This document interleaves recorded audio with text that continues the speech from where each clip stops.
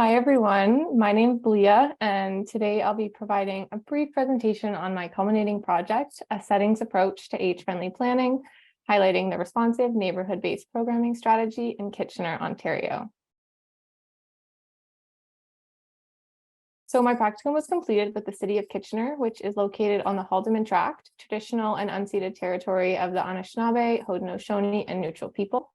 I'd also like to use this space to thank my supervisors, Bethany Pierce and Lorianne Palabeski, the Mayor's Advisory Council for Kitchener Seniors, countless Kitchener-Waterloo community groups and organizations, my peers, Martina and Kenzie, and my practicum instructor, Dr. Jeff Masuda, for their ongoing support and guidance over the semester. So this is a brief roadmap of my presentation today. We're going to begin with a background of my project with the city, followed by a brief overview of my culminating report methods, findings, and implications on how this fits into the bigger picture. We'll get into the background. So the responsive neighborhood-based programming strategy is part of the age-friendly initiatives underway by the Older Adult Services team at the City of Kitchener. As the City of Kitchener is age-friendly designated and a member of the World Health Organization's global network for age-friendly cities and communities, this strategy is focusing on 2 of the 8 domains identified in the inaugural 2007 Age-Friendly Cities Guide: social participation and respect and social inclusion.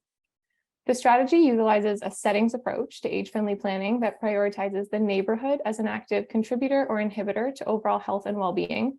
And this strategy included a community engagement component in which we asked residents across Kitchener's neighborhoods for their input on how we can make programs more accessible and inclusive, as well as what programs might be missing. And this will help staff in developing new programs and modifying current programs based on neighborhood characteristics and feedback from our survey. As you can see, rather than offering universal or umbrellaed programming that's not inclusive of our community, our intended objectives are to provide tailored health promotion programs that attract older adults from specific neighborhoods that are in or at risk of social isolation.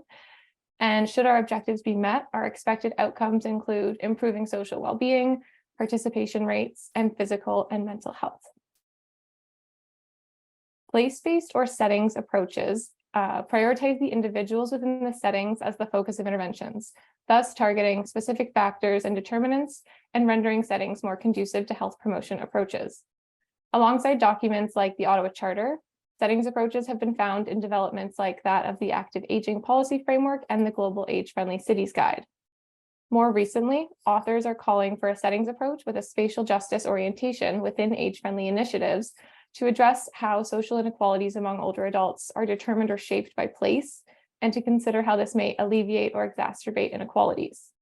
At the provincial level, settings approaches have surfaced through publications like Ontario's Diverse Populations Addendum, which considers the factors that impact age-friendly planning as they relate to older adults in rural communities, older immigrants, and Indigenous people.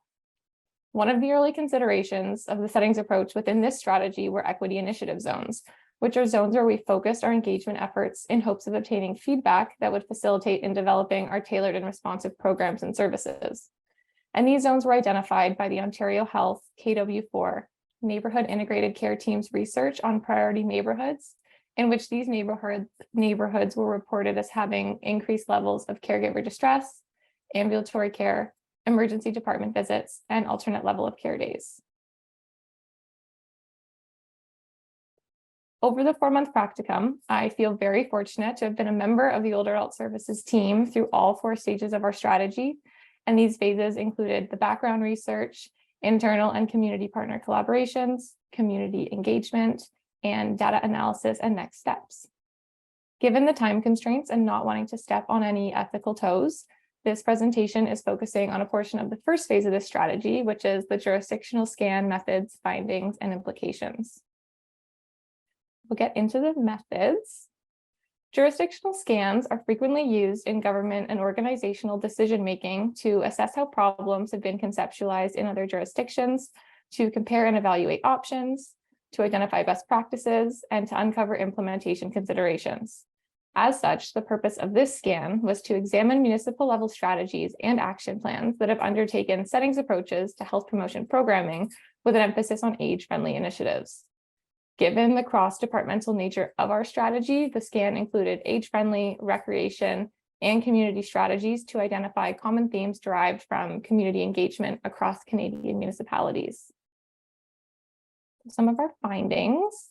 Overall, the inclusion of settings approaches within municipal strategies was very limited, with only Gatineau and Markham identifying the importance in placemaking and increased efforts across intensification areas in recreation planning exclusively.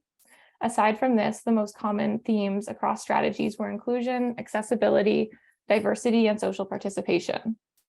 Outside of municipal strategizing and planning, London is the only municipality to have published a responsive neighborhood-based programming strategy, which was dubbed the senior satellite model. And this model is based on a hub and satellite service delivery model, which provides staff and volunteers with opportunities to deliver settings-based recreation and leisure programs.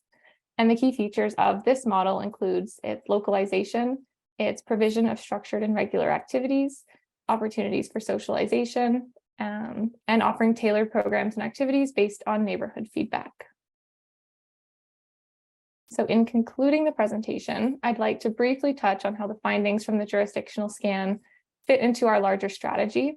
Our analysis from our engagement sessions across equity initiative zones identified themes that underscore the importance in addressing inclusivity, diversity, accessibility, and social participation in settings approaches to age-friendly planning.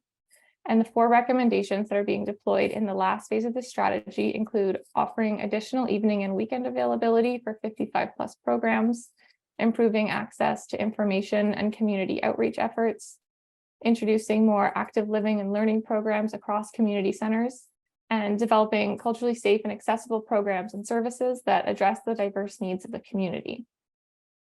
And these are just my references used, and this concludes my presentation. Thank you all for dedicating your time to listening and mostly learning with me today.